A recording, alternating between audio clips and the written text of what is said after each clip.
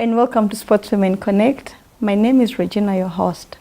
On today's episode, we are going to be looking at increasing media visibility for women in sport with a special focus on women in rugby.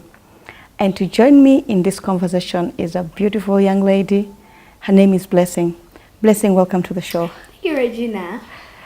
Just tell us a little bit more about yourself. My name is Blessing Naturinda, and I'm a sports enthusiast. I wasn't always like that though. Yeah. It's just a journey that I picked up along the way. I used to run back in school. Yeah, okay. I would do the 100 meters. Whoa. But you see, the thing is, I finally dropped out of that because I sort of had this fear of competition. I hated being the last person. But that's part of sport. Yeah, I'm just saying now. Personally, for me, I couldn't handle the pressure of people cheering me on the sides, and I disappoint them. Oh. So slowly, You lost touch with the field. I did lose touch with the field. But pretty much, I'm a very interested party right now. Okay. Yeah, given that it's still Women's Month, and we're talking about women in sport. Whoa. Exciting, yeah. Okay. So how has been your journey in life generally? Okay. Yeah. Okay, I was born in a very tiny village in Kabale district. Okay. It's called Nyabushabi, so which makes me a Mchiga. Okay. Both parents are Bachiga. My mom is from Rwanda. It's now a district of its own. Okay. My dad is from Kabale district. And but I grew up in Entebbe. I went to Chitala Grammar Junior School. Then from there I went to Nkumba SS for my S1. From where I went to Chitende SS, and then to Chisubi Mapera. As you can see, It is just Entebbe. Child. Yes. And finally to Nkumba University, where I graduated with a degree in public administration and management. Nice. Just a bit about your journalism journey. Well, I remember when I was at Nkumba University in my second year, I got to a point where I was like, but I think I speak a bit well. Yeah. Yes. I'm also bored with school right now, but I also need to make some money. Yeah. And so a friend of mine told me about a vacancy at Record TV. Okay. And so but the vacancy was for news anchors. I was like, wait, a news anchor, me? But anyway, my friend told me, no, just go and try. Yeah. I'm like, okay. And in my world, I am such a person that loves to try everything. I would rather try and fail than never fail to try. I'm that person. So I go to Record TV.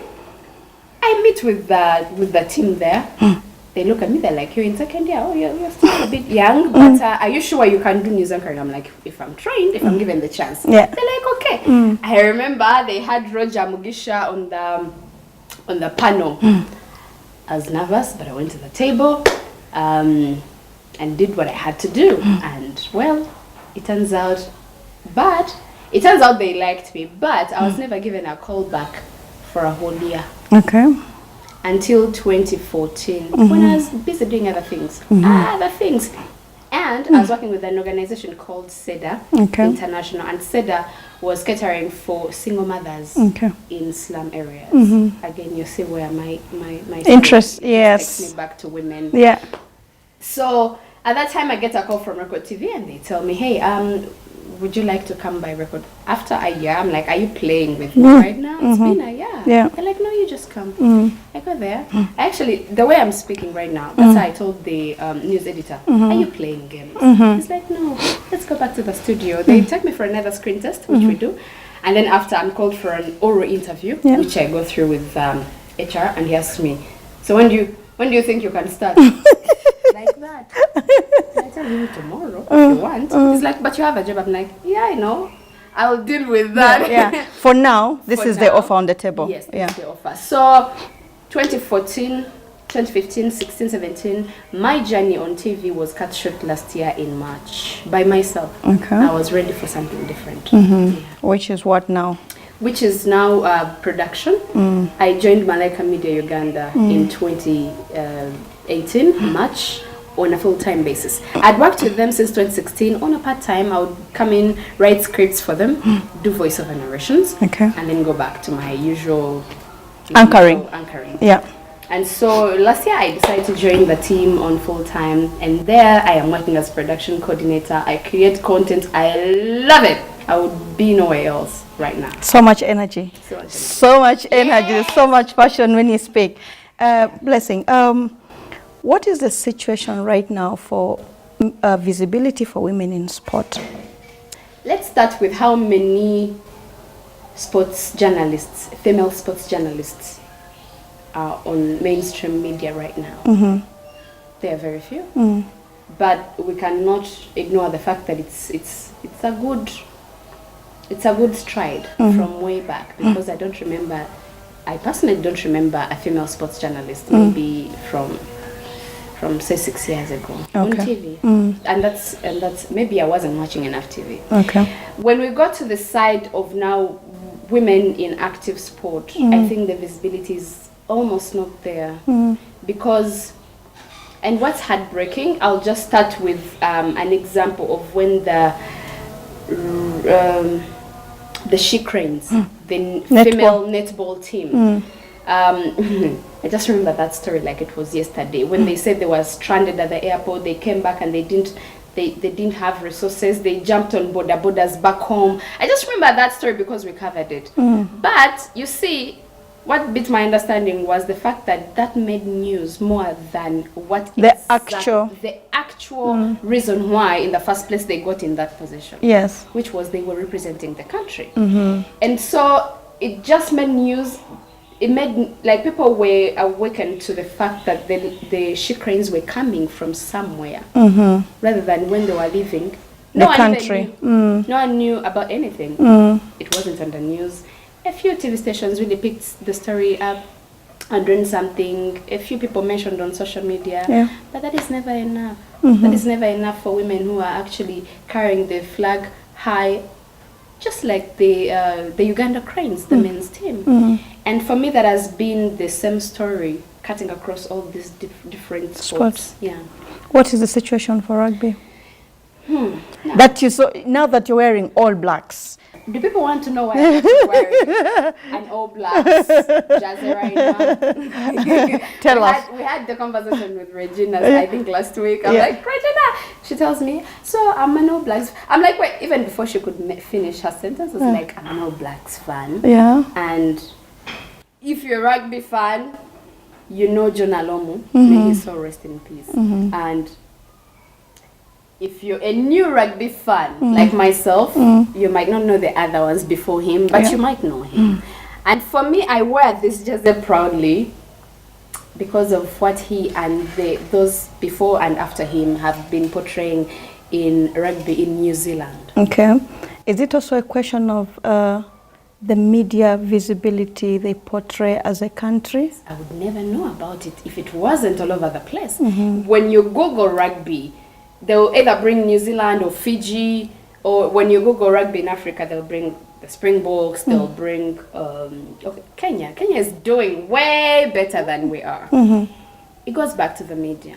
They will throw clips of their haka, they will throw clips of different little tiny things, but about the sport. But they are there when you look for them. Yeah. So which we don't have here really. It's heartbreaking. You've just said it's not enough, right? It's not enough media visibility for women in sport.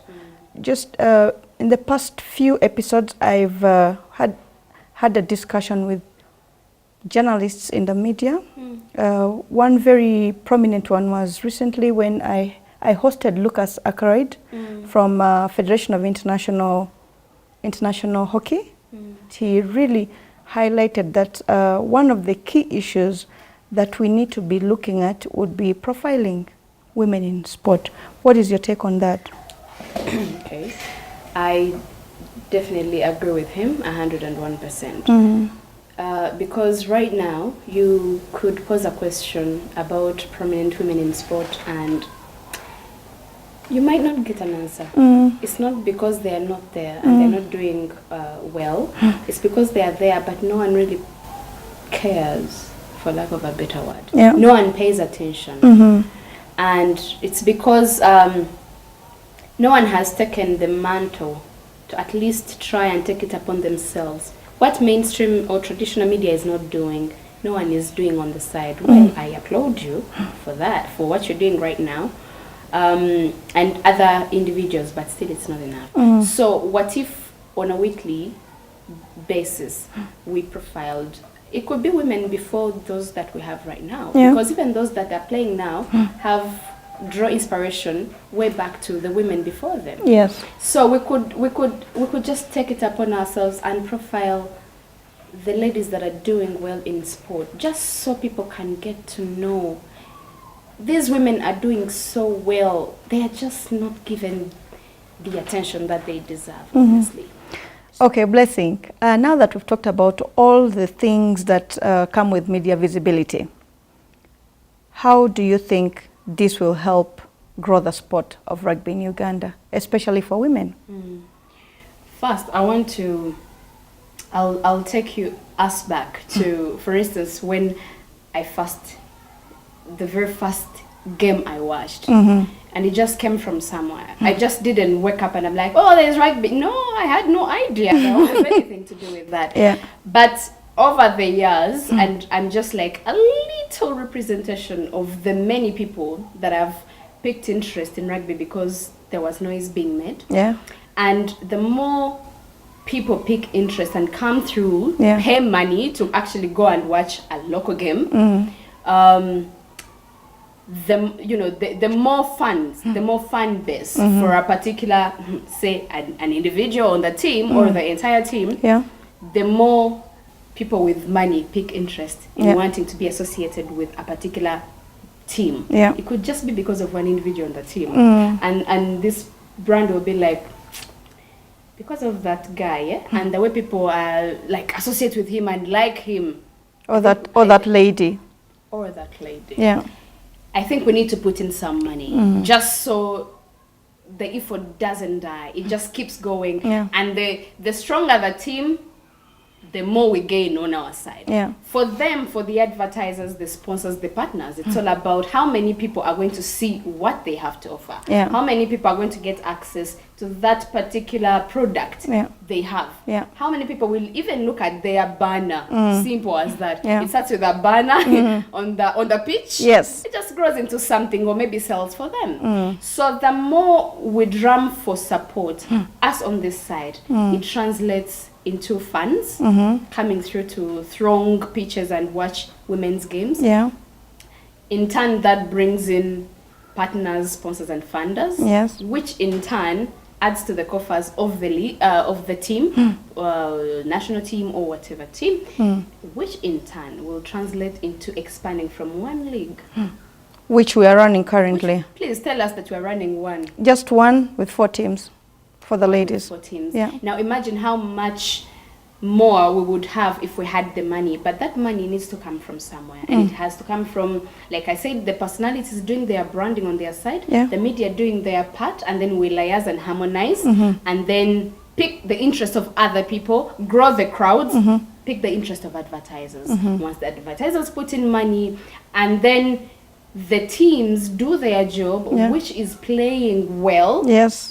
And making sure that the figures don't go down, the performance is good and keeps going, then we're good to go. They'll keep funding. And when they keep funding, then we'll have more leagues. Then we have more leagues. Then we have international competitions. Then we have international competitions. Then we have the capability to go and source for talent, even in the far to reach areas. There are so many talented girls.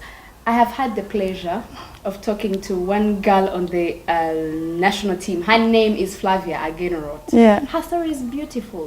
Her story is beautiful. Now, I was wondering if we had more money to even sponsor Flavia to be able to go back to her community and keep doing what she does with sensitizing and creating awareness in her community about women in rugby. Guess what? How much talent we would have. But the resources are not there. So which is why we are back to this table. We have to rethink. We have to think of a strategy, and just the many things you've said kind of sums it up. Social media activations, branding, I don't know what I've forgotten, sensitization of the media on the game. How important is that? Well, the more you put yourself out there, it's the same thing as again, you see this jersey that I'm wearing? Yeah. This is... You wear it with a lot of pride. I wear it with pride. Yeah. And like, I looked for this jersey. I will tell you, people will go an extra mile to look for something because they want to be associated With it. Yeah. It is as simple as that. These jerseys are actually costly. They don't come cheap. But imagine you actually pay the price. The full price. No one in New Zealand knows me. I'm just a loyal fan, right? Yeah. But it just didn't happen. How did we convert you from All Blacks to Uganda to the Lady Cranes? One thing you need to know is I'm a lover of the Lady Cranes, and I've interacted with them, and I believe in their stories. And it's simple to convert me from coming back here wearing an All Blacks jersey to a Uganda Lady Cranes jersey. Uganda Lady Cranes. As we come to the end of the show, what words of wisdom do you have for sports organizations in Uganda? This might sound personal, but one, in as much as sports personalities, women in sport, do it passionately and out of passion, it's a job for them. I just wanted to say that so that people know. It's actually a job, and they need to be paid. They need to be facilitated. Each time they come for training, they need money. It's so hard training under harsh conditions when you're not even sure about what you want to eat, not what you want to eat, what you're going to eat the next day. Yeah. So sports organizations, one, need to know that these are human beings, they're not machines. Yeah. They need to be taken care of.